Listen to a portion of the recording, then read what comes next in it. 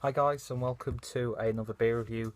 Hopefully this is going to be a special one, and massive thank you to Steffi and Alois from the Rhanerbräu, who have sent me over the past year or so some really fantastic beers, especially from the manufacturer line. I've still got quite a lot that they do that I will be reviewing at some point. They've really embraced the whole craft movement, and they've released some really interesting wines to a somewhat high acclaim. So today's beer is the venture into the barley wine, which I did actually sample some of this at the craft beer festival earlier this year on tap, and it was damn good then. As is the case with the manufacturer line, some really fantastic standout artwork there. I love hand-drawn illustration, hand-drawn typography. I just love that stuff, I always have. And yeah, this is obviously a barley wine, clocking in at 10.5%, so it's definitely going to be a slow sipper.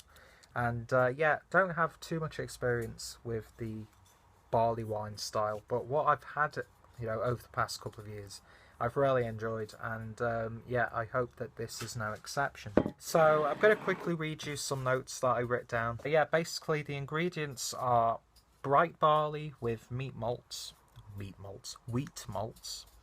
and then they've also used light and dark caramel malts. There's a second fermentation with a French wine yeast, hence why it's called the Chataeubriand Barley wine. So that's the real unique point of this one.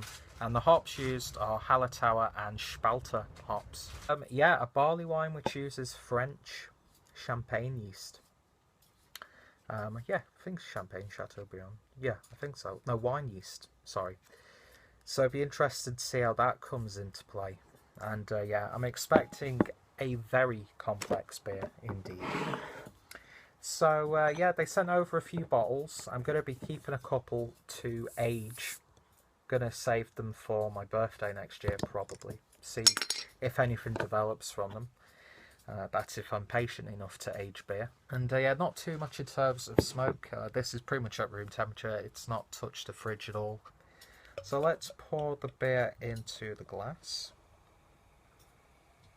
And that's actually a little bit paler than I was expecting it to be honest. But that being said, I said the exact same thing when I was doing the Crew Republic barley wine.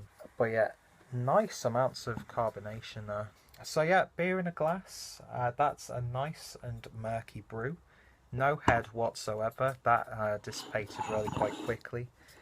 When I hold it up to direct light, it's like a really murky brown. It's bright orange on camera, obviously, because of the light.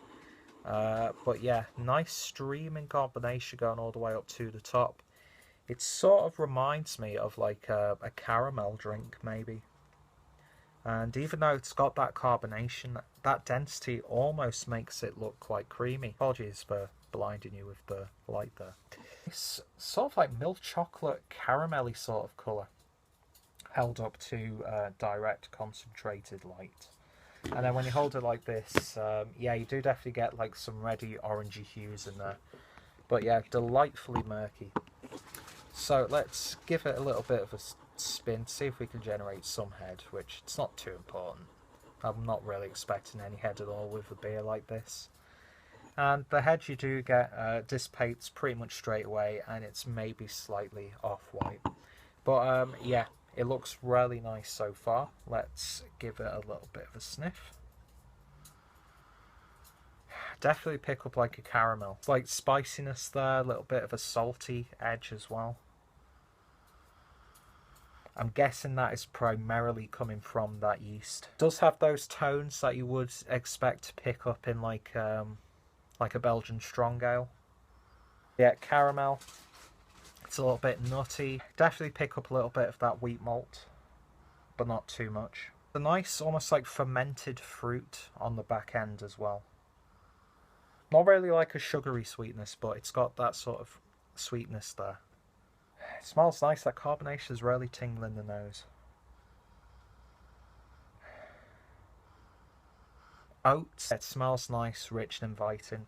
Not picking up any alcohol on the aroma. It smells good, looks good. Let's see how it tastes. Cheers.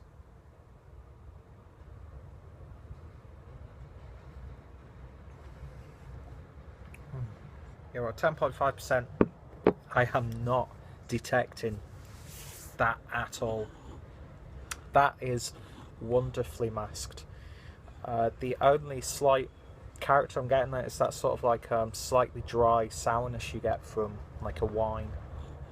But you know, coming from a wine yeast, I was expected to pick up some slight characteristics.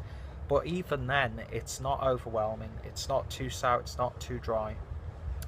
It's not out of place. It works beautifully with everything else. Getting like a slight Malteser sort of flavour in there as well, which is good because I absolutely love Maltesers. They're definitely picking up those malts. That caramel malt's nice. It's got a very slightly gently roasted sort of malt and oat characteristic in there as well. Those caramel malts are coming through really, really nicely. It's actually a lot more summery than I was expecting it to be. Devilishly drinkable. It's got such a... it's like dense in terms of flavours, but the body itself is actually quite light, so it doesn't weigh you down. And yeah, it's one of those beers where if you were to be given this blind without any inclination of what the beer actually was, you could probably, well, very easily get carried away, which of course is a really good thing. It's also could be quite a bad thing. But yeah, that slight fermented sort of fruity note is in there as well, again, coming from that yeast. There's a nice spiciness as well. That wine, that French wine yeast, it's just working so well with everything else. But it shines at the same time. It doesn't dominate, it doesn't like completely obliterate the palate or anything like that. And you get a nice spiced kick on the back end. But not like an alcohol burn, and nowhere near. I am not getting 10.5% alcohol in this beer. It's just masked so beautifully.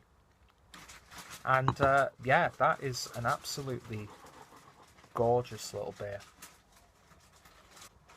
It's malty, it's yeasty, it's tangy, it's got a little bit of spice in there, it's got a nice slight milk chocolate sort of characteristic as well. Maltesers again.